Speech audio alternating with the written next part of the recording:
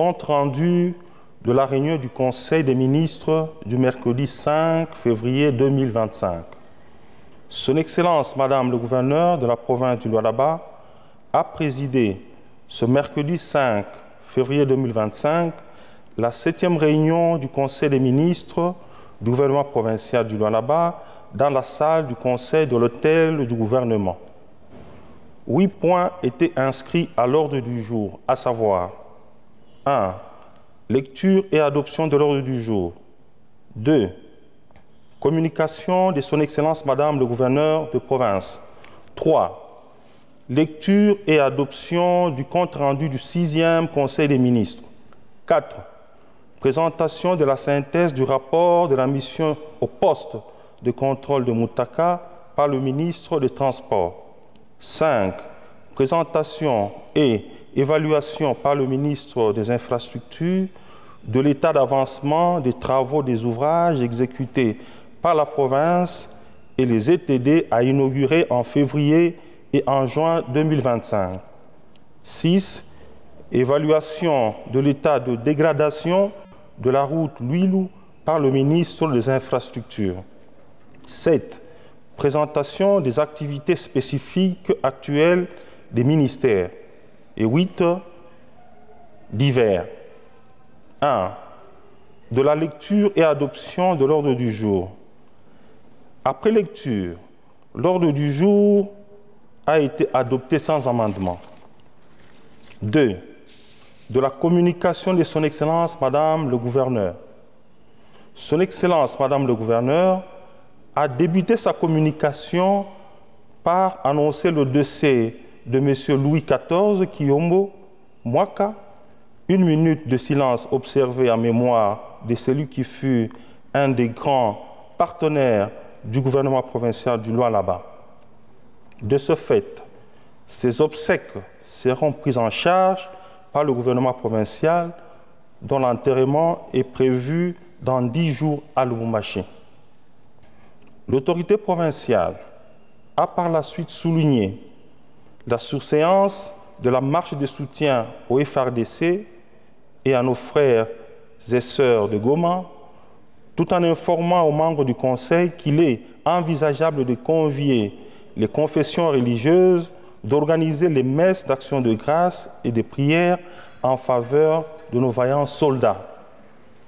L'autorité provinciale a par ailleurs souligné qu'il sera organisé un travail de collecte de fonds à tous les niveaux et ce, avec l'ouverture d'un compte bancaire spécialement dédié aux besoins de la cause. Dans le même élan de patriotisme, l'autorité provinciale a encouragé dans son propos tous ces jeunes qui continuent à s'enrôler volontairement dans l'armée sur toute l'étendue de la province du Lualaba. Au terme de sa communication, il a également souligné que les préparatifs de l'arrivée prochaine du chef de l'État au Lualaba sont maintenus et doivent continuer nonobstant l'agression injuste à l'est de notre pays. 3. De la lecture et adoption du compte-rendu du 6e Conseil des ministres. S'agissant de la lecture et adoption du compte-rendu du 6e Conseil des ministres, le Conseil l'a adopté moyennant quelques amendements. 4. Du rapport synthèse de la mission au poste de contrôle de Moutaka par le ministre provincial des Transports. Le ministre des Transports a présenté au Conseil le rapport de la mission qu'il a effectuée au poste de contrôle de Moutaka. Il en ressort un constat faisant état d'une pléthore de services installés à ce poste. De ce fait, l'autorité provinciale a instruit le secrétaire exécutif du gouvernement et le directeur de cabinet du gouverneur d'inviter les responsables de tous ces services pour une mise en garde et que cette mesure soit d'application à tous les autres postes de contrôle dans la province du Lualaba. 5. De la présentation et évaluation par le ministre des Infrastructures de l'état d'avancement des travaux des ouvrages exécutés par la province et les ETD à inaugurer en février et en juin 2025. Le ministère des Infrastructures a dressé le tableau sur l'état d'avancement de ces ouvrages. Son Excellence, Madame le Gouverneur, a instruit le ministre des Infrastructures d'ajouter sur la liste des ouvrages de la province à inaugurer au mois de juin 2025 l'aéroport de Kolwezi qui est déjà fin prêt. 6. Évaluation de l'état de dégradation de la route Louilou par le ministre des Infrastructures.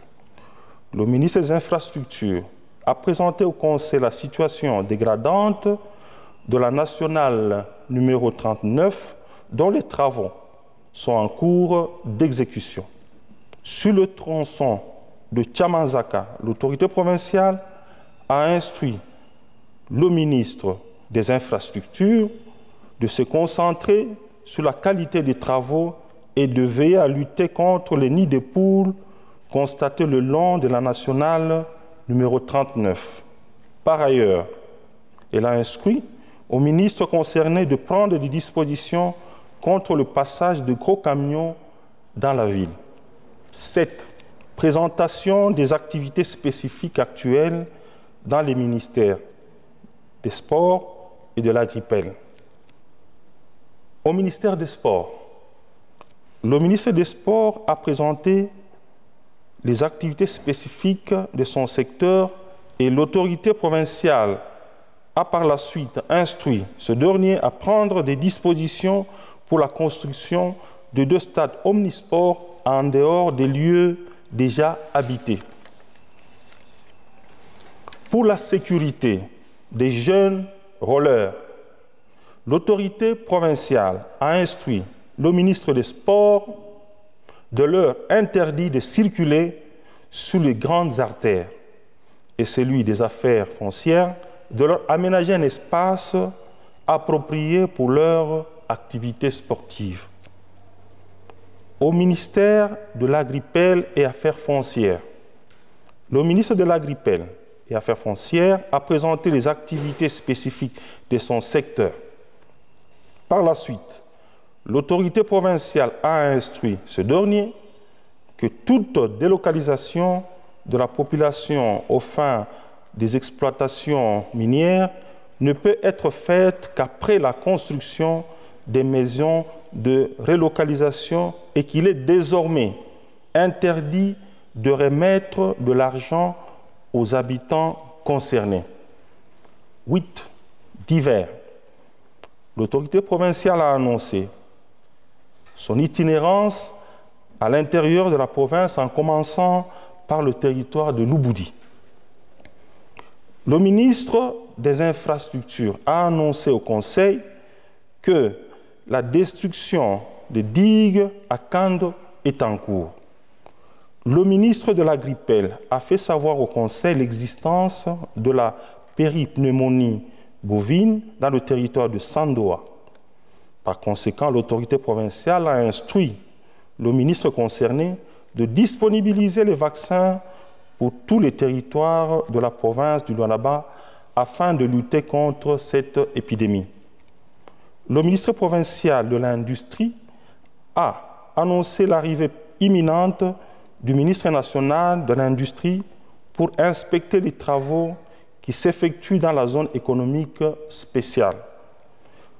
L'autorité provinciale a annoncé la tenue du salon minier en juin 2025 et a instruit le Conseil de prendre les dispositions y afférentes.